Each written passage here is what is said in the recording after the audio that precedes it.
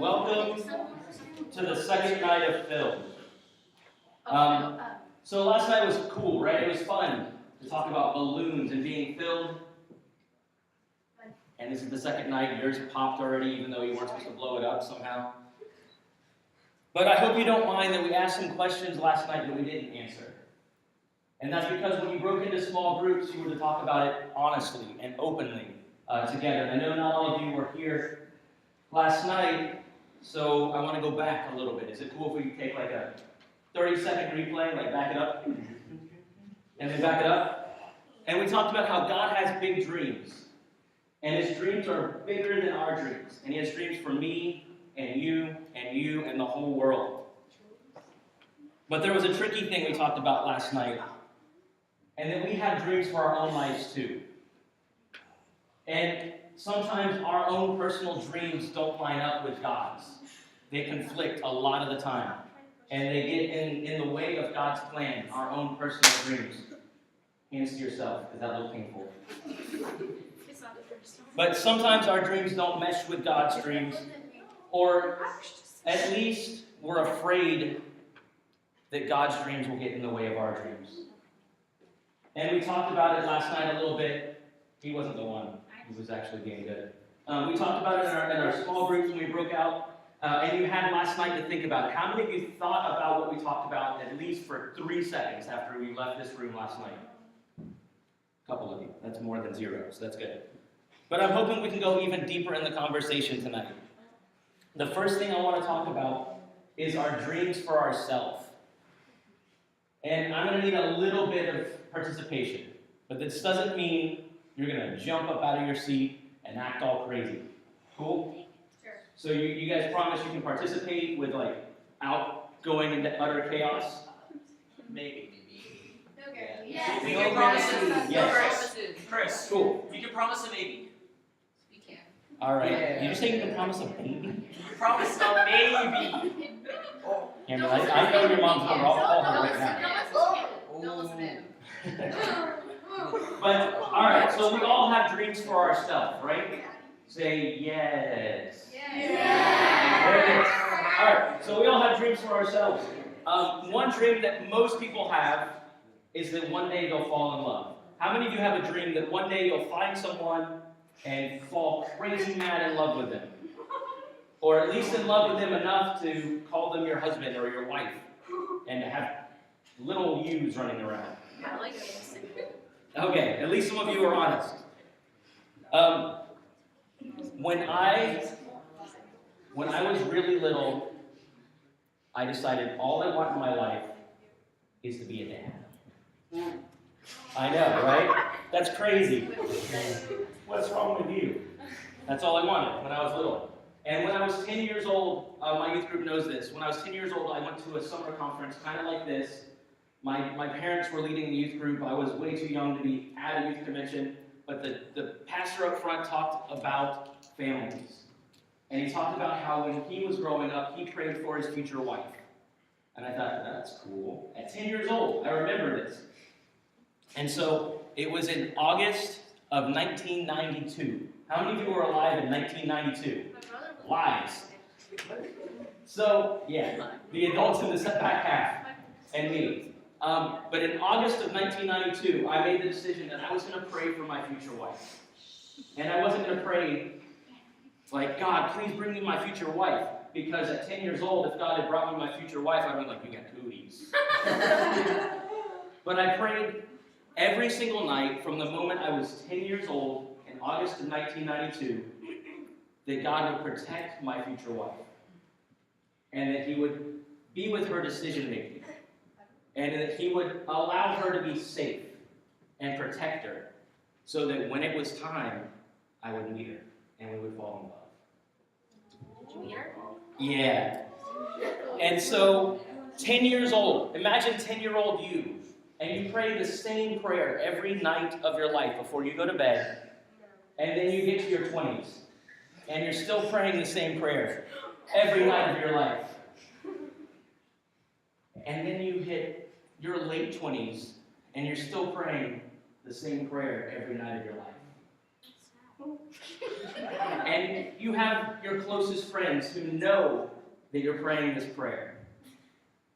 But they also know you're getting frustrated. And they know that you have this goal in your life, and you have this dream that you're not seeing realized, and you're getting frustrated. And that prayer you prayed every night, you have to force yourself. Or you don't even want to do it, and your best friend texts you. My best friend's weird. And says, "Did you pray for your wife?" Even though he knew I didn't have a wife. And forced me to do it. And then in my 30s, I went to a youth group kind of like this, or a youth conference like this. And I took my youth group, and I met this girl. And she was awesome. And she was from another group. I was new in the state of Virginia, and I didn't really know other people from other churches. But I saw that girl, and I thought she was pretty. But I saw her talking to one of my youth, and I went up, and I went to talk to one of my youth, because she was talking to one of my youth. And I went up to Zach, and I said, "Hey, Zach, here's what we have coming up next." Even though they had a name tag on, and on the back of the name tag was the schedule for the whole week. Smooth. And so he introduced me to this girl he was talking to. And this is very important, because I was the new youth pastor in the state of Virginia, and I didn't know anybody, and I didn't know if this girl was like a youth leader, or if she was just a very mature-looking youth that was going to be creepy for me to even look at. And he said, "This is Teresa. This is Teresa, and she helps out with the youth at Gordon Road." And Gordon Road Church is our sister church. We were in the city of Roanoke, which is 4.5 hours away from Fredericksburg, about the same distance as here.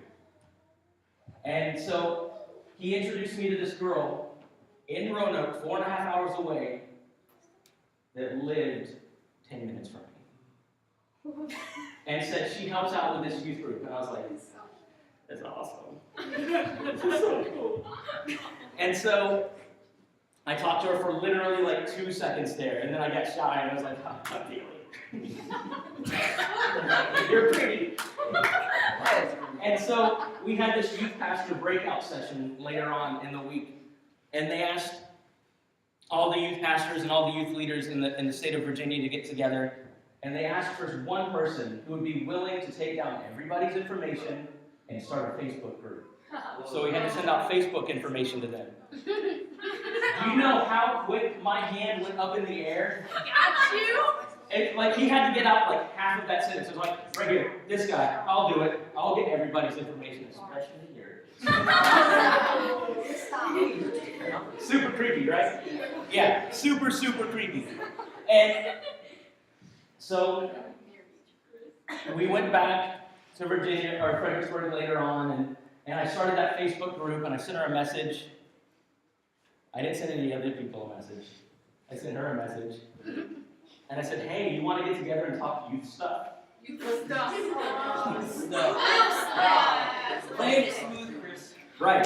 And so I tricked her into going on a date Wow. or a hangout. Yeah, it's totally true. I have a message. Yeah. You still have the message? So skip ahead. We're so in trouble. Skip ahead to May 2015. And Teresa and I were getting married. Now you have a child. Yeah. That's in the future. We're skipping ahead to the story that you don't even know yet. But in May 2015, it was our wedding day. And I kind of told a really short version of that story in my vows. And after the wedding, Teresa's dad came up to me, and he said, "You started praying that prayer in August of 1992. And Teresa was born in July of 1992. I was not born August 1992. What did I say? I didn't ask her why. I started praying in July of 92. You're in some trouble. I had my dates backwards because I'm not looking at my notes. I'm so much trouble. But Teresa had been born a month before, or a month after I started doing the prayer. And God's dreams aligned with my dreams even before I knew it. And now, I've got my daughter running up on stage to sing in the middle of the sermon. And God had this dream for me that was bigger and better than I could have ever imagined.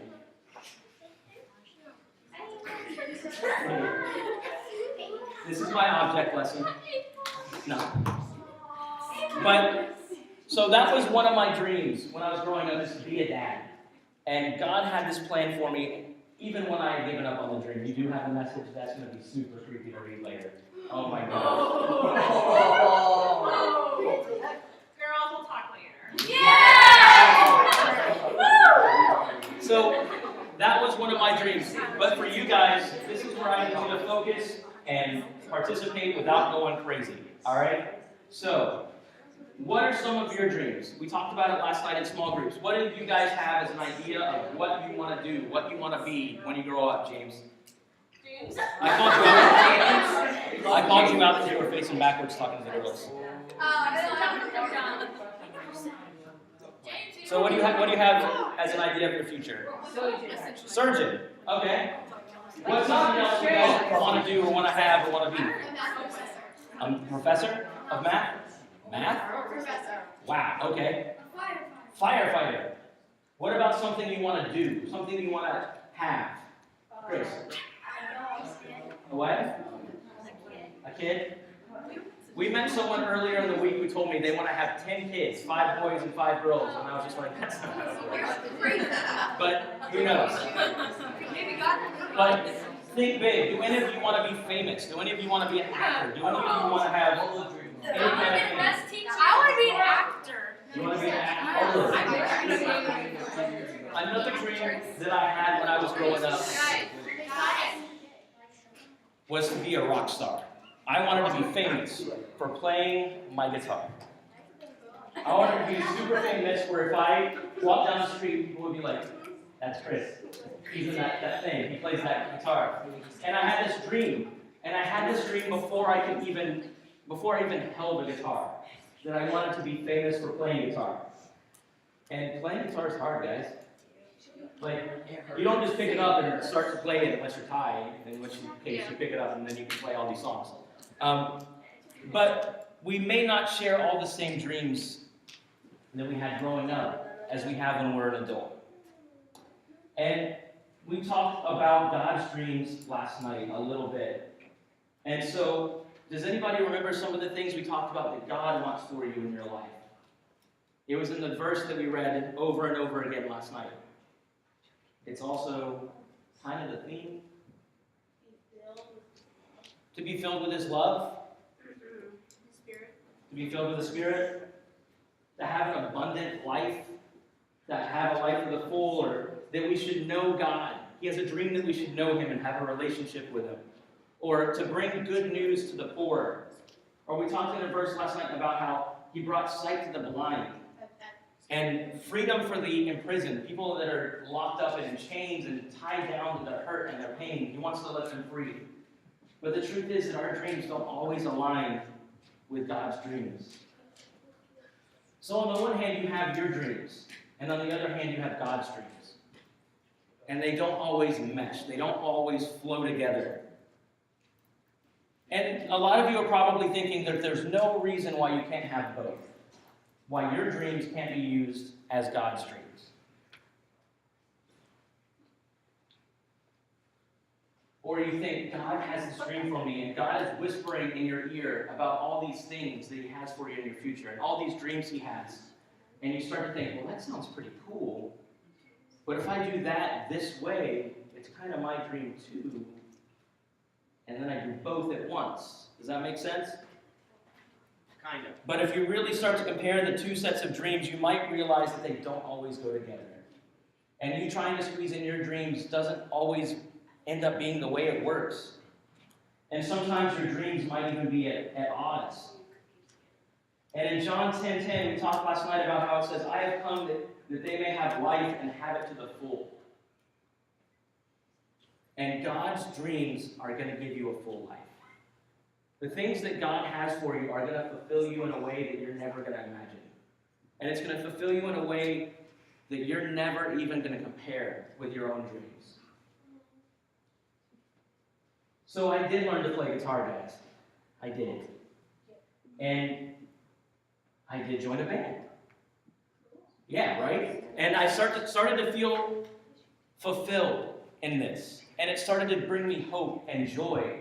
And it started to be something that would suffice. And I started to get comfortable. And I started to be a little big-headed, a little full of myself. And I started playing these festivals and got to do all these things.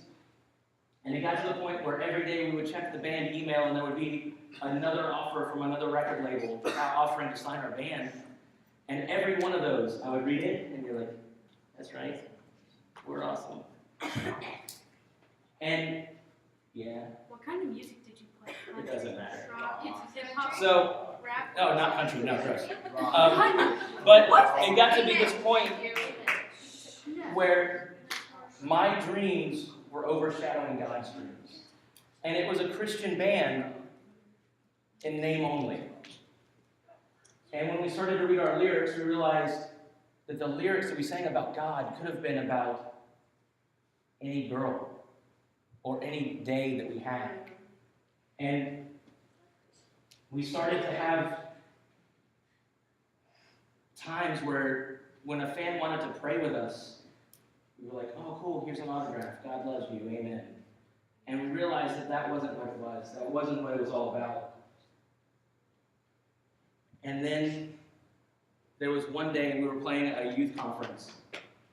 And it wasn't huge, but it was just a time where we got together and played for like 250 kids in Florida.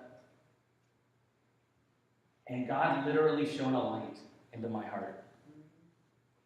And he showed me that the dreams that I had and the dreams that I was making real didn't matter. And as I was playing that festival, there was lights that were coming down on the stage, because it was all cool. And one shone onto the lead singer, and he backed away, and it was just a microphone. The only light on the stage was on an empty microphone. And for whatever reason, my life felt so empty at that moment. And it felt so meaningless. And I was doing everything that I wanted to do. And I felt terrible.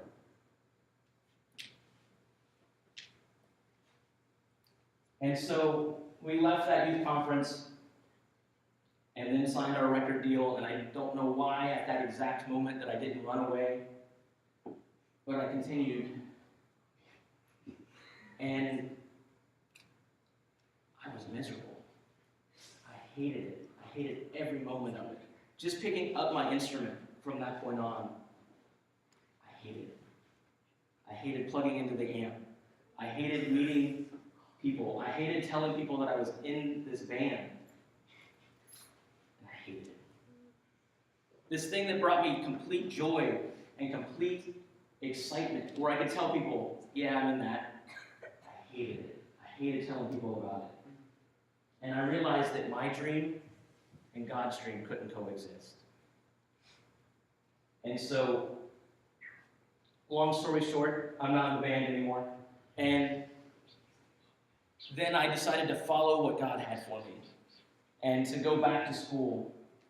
And to go back and get towards my youth ministry degree. And now I got to meet all you guys. And I wouldn't have met my wife if I hadn't gone back. And my life would have still been just as empty. And it would have been just as hollow. So what do we do when our dreams conflict with God's dreams? Last night in small groups, we talked about it a little bit, about what happens when our own dreams seem at odds with God's dreams. And maybe some of you got honest. I asked you guys to be real honest. But you were still afraid that Jesus would ask you to give up some of your dreams. But the truth is, your dreams aren't big enough. It doesn't matter what it is, it's not big enough. Whether you want to be a surgeon or a professor or a fireman, it's not enough. Unless you can be a Christian surgeon, a Christian professor, a Christian firefighter, and do all those things. And every time you pull someone out of a burning building or their cat out of a tree, you pray with that person and tell them that God loves them. Or as a surgeon, you pray with your patient before they go in for surgery. Be the best you can be. And you can't do that unless you are filled with God. But maybe some of you are scared to give into God's dream because you think He's going to send you to deepest, darkest Africa, and you're never going to have Fortnite again, and you're never going to have electricity or a clean, hot shower. But that's not necessarily what it means to give everything to God. That's not what it means to be filled by God. Because God has a plan for every single one of you. And it's different for every single one of you. God's plan for you might be that you're a Christian surgeon. And that's awesome. A Christian Dr. Strange. Sure. So if you can relate, I want to share with you something I've learned about dreams. And that's, I know without a shadow of a doubt what it feels like to have your dreams be at odds with God's dreams. And we can spend our whole lives chasing after this thing that's going to fulfill us, and it won't ever get there. Have you guys ever seen a hamster running in a wheel? Yeah. If you it's really boring, especially to watch. But imagine if you're the hamster. What are they running after? Exercise. Exercise. Exactly. But if you're chasing after your own dreams and your own fulfillment, you're like that hamster in the wheel. Or like to kiss my You're chasing after this thing you're never going to get. And you're never going to be fulfilled by doing that. Have you guys ever seen anything more sad than a balloon that's been inflated? Right? That's really cool though.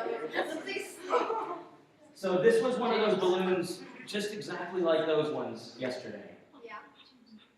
And for whatever reason, this one's not as filled. And it's empty. Those ones, if you throw them up in the air, they'll last up. You can like hit them up in the air and they'll last forever. This one, you hit it like once. I That's really it. want that. Yeah. But as we chase our own dreams, as we chase our own fulfillment, as we try to fill ourselves with whatever it is other than God, whether it be alcohol or sex or drugs or video games or whatever it is, if you try to fill yourself with anything other than God, you're going to be that deflated balloon, that hamster chasing after the wheel that's never going to get there. And we can try to pursue our dreams and God's dreams at the same time. But speaking from experience, as someone who tried to use my dream as a rock star and God's dream as a youth pastor and try to mesh them together as a Christian rock star, it doesn't work. And it's not going to turn out well. And it sounds really good in theory when you think about chasing your dreams and chasing God's dreams separately or together, but it ends up compartmentalizing your life. And you might turn into two of the same person with two of you. You can end up being church you and every other day you. And the more and more church you and every other day you exist in the same person, the more and more one of them is going to overpower the other. And there's more days of the week and every other day you.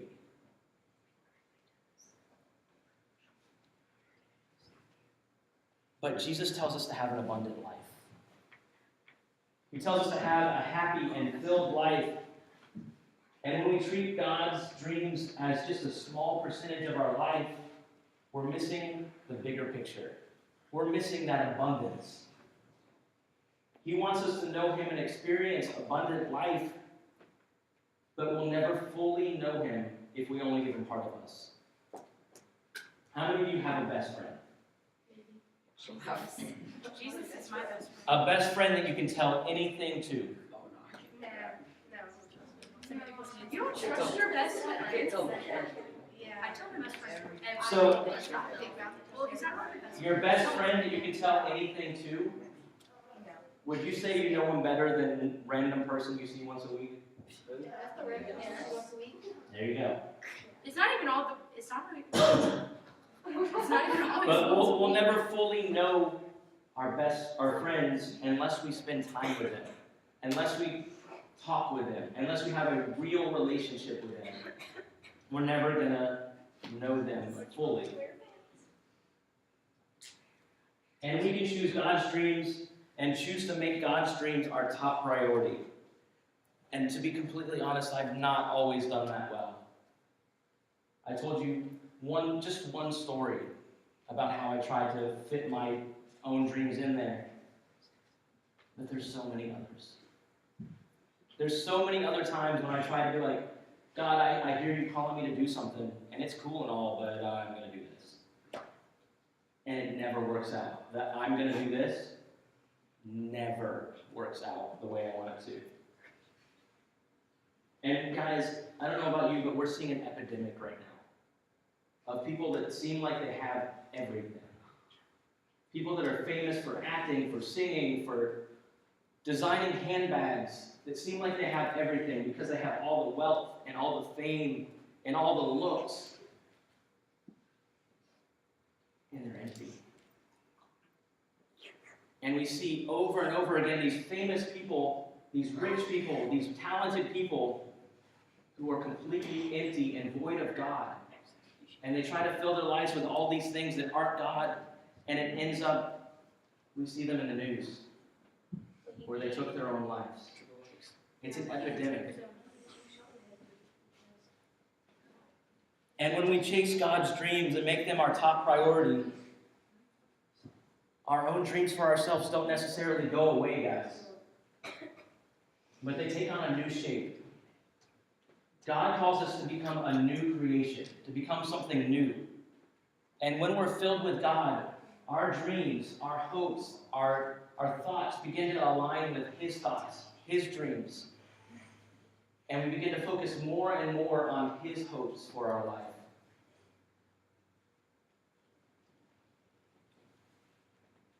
And when we put God's dreams first, God doesn't give up on us. And He doesn't give up on our dreams for ourselves. And He may begin to shape our dreams. And the things you start to want for yourself seem more and more like the things God wants for you. And when you start to want things for your friend and for your family, it's going to start to look more and more like what God wants for them. And so God's dreams can shape our priorities. And God's dreams can shape our motives, the things that drive us to do the things we do. And God's dreams can shape our passions, the things you're passionate about, the things you're really excited about, the things that you're going to tell people about no matter what. God's going to shape those passions. And so for the rest of the camp, we're going to be talking about God's dreams for us a bit more, and God's dreams for the world and for our families and for our friends, and how we can be a part of making that a reality. And when God invites us to choose His dreams first, He's not asking us to necessarily give up on our dreams for ourselves. And He's not asking us to sacrifice our happiness. And He's inviting us to something big and exciting and life-changing. And He's inviting us to an abundant life, a full life. Sorry. One thing I can tell you for sure is God's dreams for you are always going to be good. And His dream for me is always going to be good. And His dream for your family and your friends is always going to be good. And when we choose God's dreams first, His dream shapes our dreams. And we begin to align more and more with His hopes. And I think that's beautiful. When we start to follow God more and more and us less and less, we start to feel a lot less like that empty balloon. It doesn't fly, it doesn't soar. And we start to look more and more like that filled balloon that can float up.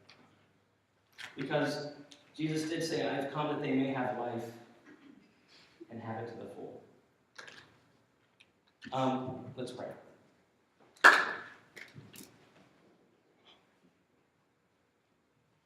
God, thank you for promising abundance. And thank you for always loving me even when I choose my own way. And God, for not giving up on me even when I do. And God, I ask that you be with each and every person in here, that they start to realize your dreams for them. And start to realize that your dreams are bigger and better than anything they could ever hope for themselves. In your name I pray. Amen.